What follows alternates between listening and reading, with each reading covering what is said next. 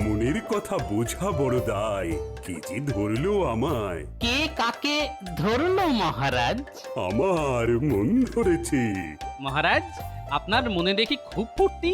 গোপাল, আমি আজ সত্যি খুব আনন্দিত। আমার আনন্দের কোনো সীমা পরিসীমা নেই। আনন্দের হেতু? কোথায় গেলে যে আমি আনন্দ পাবো, বলো না আমায় কেউ। সর্বনাশ, মহারাজের আজ হলো কি? কথায় কথায় কবিদের মতন কথা বলছেন। মহারাজ, আপনাকে কবিতায় পেয়েছে? হ্যাঁ পণ্ডিত, কবিতায় আছে ছন্দ, সেই ছন্দ থেকেই গান, তাতেই আমার মনের টান। একতারা আর বাউল গান। বুঝলাম। না না না না না, তোমরা কেউ বোঝনি। এ বোঝা বড় কঠিন কাজ গোপাল, বড় কঠিন কাজ। মহারাজ, আপনি তো কথায় কথায় তাত্ত্বিক কথা বলছেন। এই সব কথা কার গানে পাওয়া যায় বলতে পারো? আমার গানের ব্যাপারে সামান্য জ্ঞান রয়েছে মহারাজ। এ গান বর্তমান সময়ের অত্যন্ত বলিষ্ঠ গায়ক বাউল সম্রাটের। হ্যাঁ, তুমি ধন্য বিজ্ঞানী, ধন্য তোমার বিজ্ঞান সাধনা। গানের সাথে বিজ্ঞানের যে যোগ রয়েছে মহারাজ। গানে আছে সুর, তাল, ছন্দ, বিজ্ঞানে আছে ছন্দ, তাল, লয়। হ্যাঁ, তুমি আমায় খুশি করে দিলে বিজ্ঞানী। এই নাও, এই নাও আমার বহুমূল্য রত্নহার। ব্যাস, আবার অপাত্রে দান শুরু হলো। বিজ্ঞানীকে ওই হার যে লাভ কি? হ্যাঁ, না বউ আছে না বাচ্চা আছে। আমিও একটা ভুজুং ভাজুং দিয়ে মহারাজকে খুশি করি। হা হা, মহারাজ কি কথা শোনালেন? এই কথার কি অর্থ? অর্থ বুঝেছো মন্ত্রী? বাবা বাবা বাবা, দেখো গোপাল দেখো, মন্ত্রী এই তাত্ত্বিক কথার অর্থ বুঝেছে। মন্ত্রীমশাই ধন্য। এবার অর্থগুলো একটু ব্যাখ্যা করুন তো। টেকোটা তো মহা বদমাস, ঠিক একটা কিছু ফোড়ন কেটে আমাকে বিপদে ফেললো। হ্যাঁ, আরে বলো বলো বলো, থেমে থেকো না। এই ছন্দে মনের কথা বোঝা বড় দায়, কে ধরলো আমায়?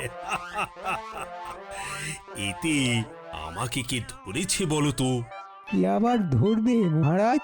মহারাজ, যার গান থেকে আপনি অনুপ্রেরণা পেয়েছেন তিনি আপনাকে ধরেছে। তোমার মুন্ডু, হ্যাঁ, তুমি আর এসবের মধ্যে আসতে চেও না। এই বাউল গান তোমার বোঝার বস্তু নয়। গোপাল, তুমি কি বলতে পারো?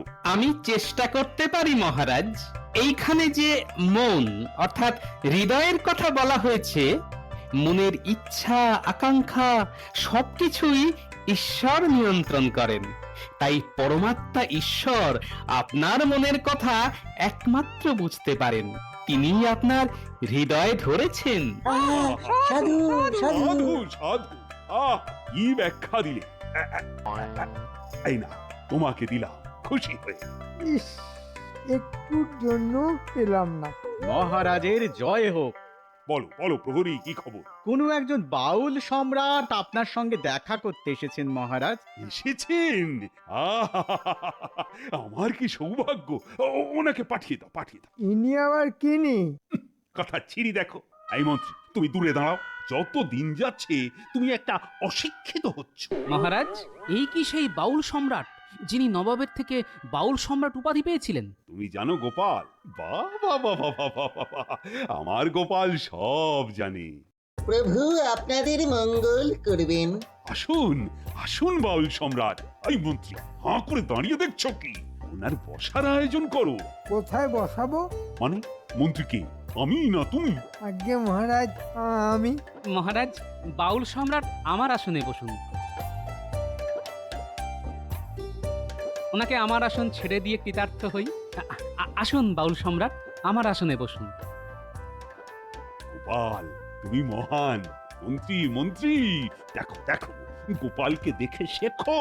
কি দেখবো আর কি শিখবো মহারাজ? আমি তো আপনার পাশে দাঁড়িয়ে সারাটা দিন কাটিয়ে দিলাম। এই, তোমাকে বসতে দেওয়াই উচিত নয়। শোনো, যে কথাটা এখন বলবো, আমি একটা বাউল গানের আসর বসাবো ঠিক করেছি, এবং এই বাউল গানের এই আসরটাকে খুব ভালোভাবে প্রচার করতে হবে। আসছে রবিবার সেই আসর বসবে। বাবা বাবা খুব ভালো প্রস্তাব। মন্ত্রী, আজ থেকেই তুমি তাহলে প্রচারের ব্যবস্থা করো। উফ, যত জ্বালা আমার। কাজ করব আমি, আর আমাকে নিয়েই রগড় করা। দাঁড়াও গোপাল, তোমাকে মজা দেখাবো। মহারাজ, আজ তো বুধবার, হাতে মোটে 4টে দিন, কিভাবে এসব হবে? আহ, ওসব অজুহাত আমি শুনতে চাই না। রবিবার আসর বসাতেই হবে। তা তুমি মন্ত্রী হয়েছো কিসের জন্য? আমরা গভীর আগ্রহের সাথে অপেক্ষা করব। উহ, খালি আগুনে ঘি দিচ্ছে।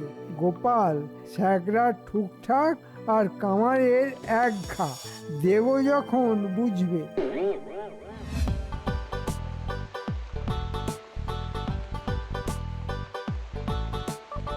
এ কি পণ্ডিত মশাই, আমরা রাজসভায় বসে আলোচনা করছি আর এদিকে বাইরে বৃষ্টি ভাসিয়ে দিচ্ছে। গোপাল, আজ সকালেই আমি আমার আবহাওয়া মাপার যন্ত্রের চোখ দিয়ে জানতে পেরেছিলাম যে কয়েকদিন হালকা থেকে ভারী বৃষ্টি হবে। তাহলে বাউল গানের আসর হবে কি করে? রাসমাঠ তো ভেসে যাবে। দেখা যাক মহারাজ কি ব্যবস্থা করেন। কি হলো গোপাল, দাঁড়িয়ে পড়লে যে, বাড়ি যাবে না? না পণ্ডিত মশাই, একটু বৃষ্টি দেখি গাছতলায় বসে। সেই কতকাল আগে কোন ছোটবেলায় বৃষ্টিতে ভিজেছিলাম, আজ এতদিন পর আবার সেই ছোটবেলার দিনটা ফিরে এলো। না, গাছতলায় বসে বৃষ্টি দেখি। আপনারা বাড়ি যান।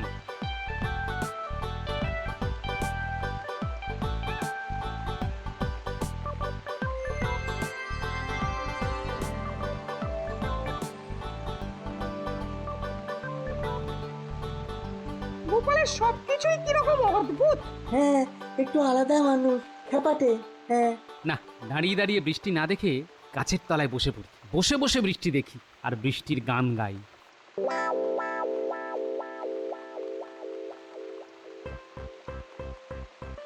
আরে আরে আরে আরে, আজ এত জামা কাপড় কাচলাম, সব ভিজে গেল। হতচ্ছাড়া বৃষ্টি আর আসার সময় পায় না। আর উনি উনি কি করে আসবেন কে জানে, ভিজে ভিজেই আসবে। হ্যাঁ,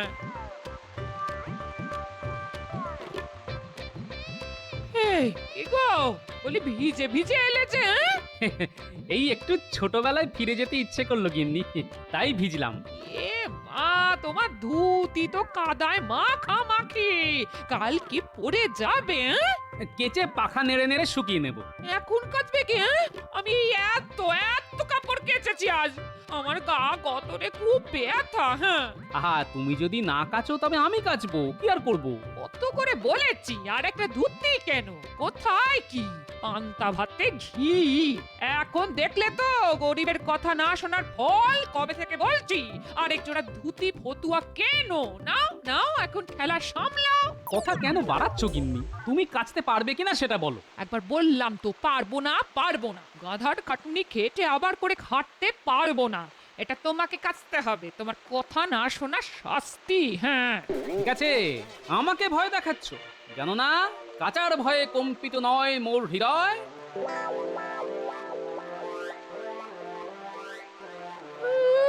রাগ দেখানো হচ্ছে। কি হলো? বসে বসে কি করছো? গিন্নি, ফন্দি করছি। কিসের ফন্দি? তোমার কোনো ফন্দি তো কাজে মোটে লাগে না, শেষমেশ ওই গোপালের কাছে হেরে যাও। তুমি আর কাটা ঘায়ে নুনের ছিটে দিও না তো। কি ফন্দি করছো শুনি? থাক, আর শুনতে হবে না। শোনো, এত রাগ ভালো নয়, রাগ করলে তোমার ক্ষতি। তার চেয়ে ফন্দির কথা বলো, বলো বলো শুনি। ফন্দিতে নুন মিশিয়ে মুখরোচক করতে হলে বলবো। এখানে আর কাউকে ফন্দিতে নুন মেশাতে হবে না, ভগবান ওটা করে দিয়েছেন। কিভাবে? দেখছো না, আকাশের ছাদ ফাটিয়ে অবিরাম জল ছেড়ে দিয়েছেন।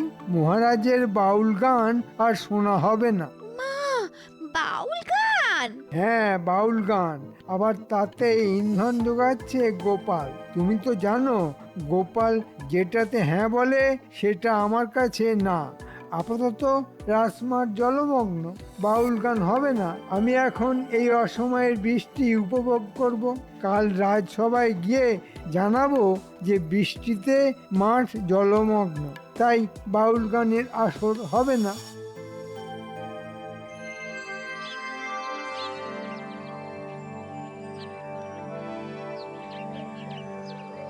ওই গো গিন্নি, দেখো দেখো কি সুন্দর করে আমি আমার ধুতি কেচেছি দেখো।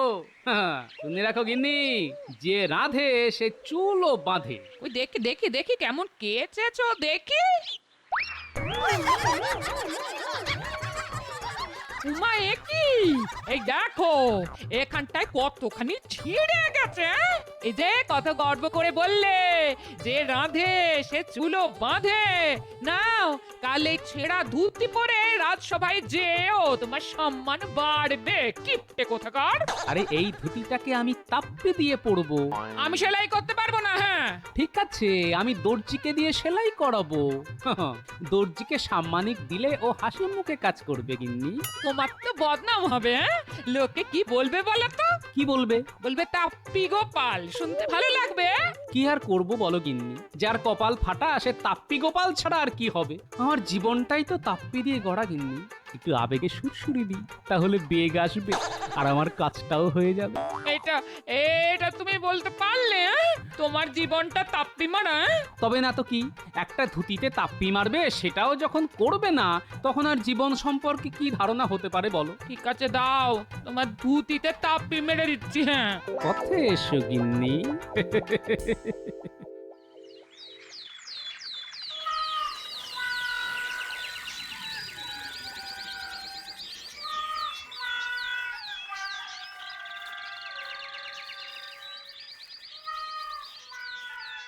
মহারাজের জয় হোক।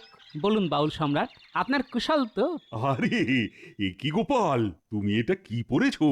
কেন মহারাজ, ধুতি? ধুতিতে তো তাপ্পি দেওয়া মনে হচ্ছে। মহারাজ, এই ধুতি আমি জামাই ষষ্ঠীতে পেয়েছি। এই ধুতির নাম হলো বাহারি ধুতি। এই ধুতি আমার শ্বশুর বাড়ির পাড়ায় খুব পাওয়া যায়।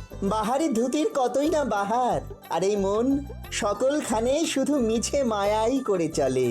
শেষকালে যে সবই পড়ে থাকবে এই গগনে, কিছুই যাবে না যে সাথে। সাধু সাধু। ধন্যবাদ ধন্যবাদ। মহারাজের জয় হোক। মহারাজ, একটা কথা নিবেদন করতে পারি? তোমার কথার আগে আমি আমার কথায় আসি। তা ওদিকের খবর কি? মণ্ডপ বাঁধতে বলে দিয়েছো তো? ওই বিষয়েই কথা বলতে চাইছি। রাসমাঠে বাউল গান তো অসম্ভব, বৃষ্টি তো ভাসিয়ে দিয়েছে। কথা শোনো আমার মন্ত্রী, দেখো বাউল গান হবে, কিভাবে হবে সেটাই তুমি বার করো। কি জ্বালা, আসরটা হবে কোথায় মহারাজ?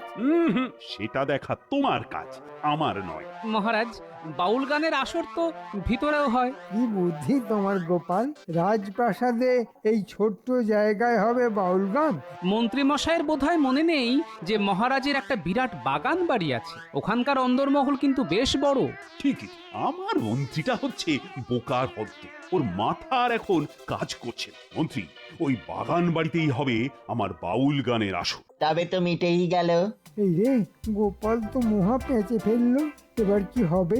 না না, কিছু একটা ছুতো করে বাউল গান পণ্ড করতে হবে। মন্ত্রী, তোমাকে তো বাগান বাড়ি রক্ষণাবেক্ষণ করার জন্য অর্থ তো প্রতি মাসেই দিই, সুতরাং আমি কাল যাব বাগান বাড়িটা দেখতে। সর্বনাশ! ও বাবা, বাগান বাড়ির কথা শুনে মন্ত্রী মশাই কেমন ঘাবড়ে গেল মনে হচ্ছে। ব্যাপারটা তো বেশ সন্দেহজনক।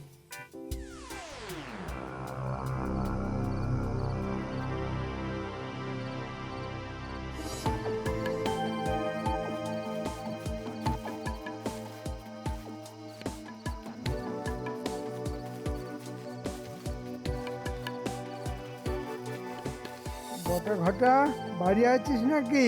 আছি মন্ত্রী মশাই, ভেতরে আসুন। এবার বলুন আমাদের কি করতে হবে? শোন, এবার মহারাজের ইচ্ছে হয়েছে যে বাউল গানের আসর বসবে। বৃষ্টির জন্য বাগান বাড়ির ভেতরে বসবে। তোদের একটা কাজ করতে হবে, সারা রাজ্যের মানুষকে বলতে হবে যে বাগান বাড়িতে ভূত আছে। মহারাজ অত সহজে বিশ্বাস করবেন? আবার ওখানে গোপাল আছে। দশচক্রে ভগবান ভূত হয়। শোন, তোরা কাল রাজসভায় সব প্রজাদের একে একে পাঠাবি। সবাই মিলে বললেই ভগবান ভূত হয়ে যাবে। ঠিক আছে, কাজ হয়ে যাবে। খুব খাটুনির কাজ। এবার কিছু অগ্রিম পাওয়া যাবে মন্ত্রী মশাই? বাবা, তোরা তো এখন অগ্রিম ছাড়া কথা বলছিস না। ঠিক আছে, রাখ, কাজ হলে ঠিক খুশি করে দেব। এখন চলি।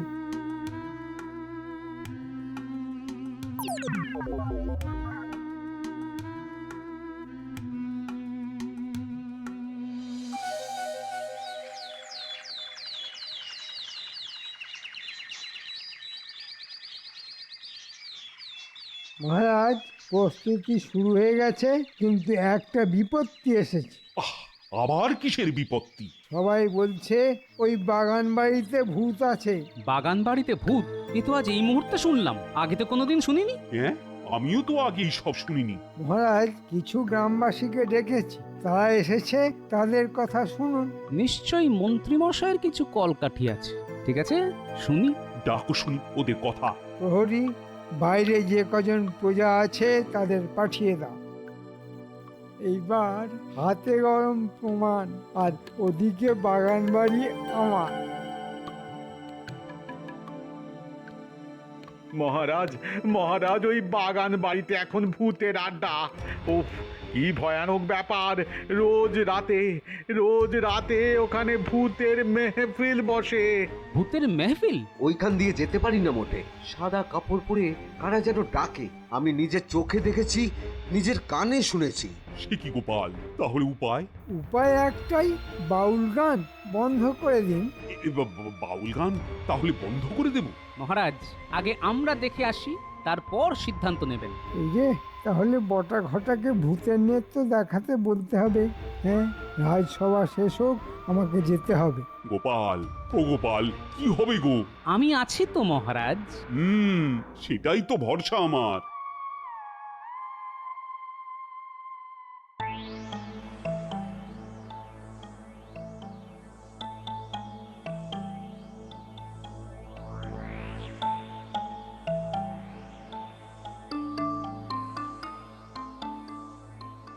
খুব চিন্তিত মনে হচ্ছে আপনাকে মহারাজ।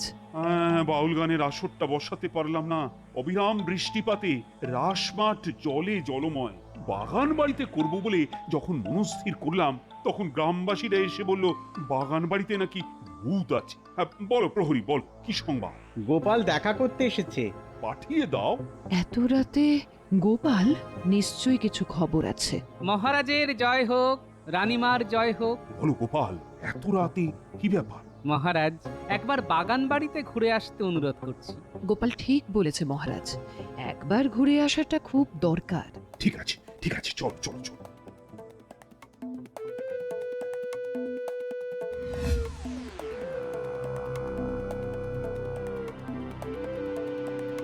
ঘটা ঘটা, ভূত সেজে প্রস্তুত থাক। এই দেখুন, এই সাদা ধুতি মাথায় ঢাকবো আর তারপরে নাচ শুরু করব, ভূতের নাচ। আপনি কিচ্ছু ভাববেন না, সব ঠিক হয়ে যাবে। আপনি আমাদের দেখুন, আমরাও আপনাকে দেখব। মহারাজ, শুনলেন তো? শুনলাম গোপাল, তলে তলে এত। আমার শুরু থেকেই সন্দেহ ছিল। আমার ইচ্ছে করছে যে এক্ষুনি মন্ত্রীকে ধরে শুলে চড়াই। আপনার প্রথম কাজ হবে বটা ঘটার গ্রামবাসীদের আটক করে কাল সভায় আনা। ঠিক বলেছ। চল চলো, যা দেখার আমি দেখে নিয়েছি।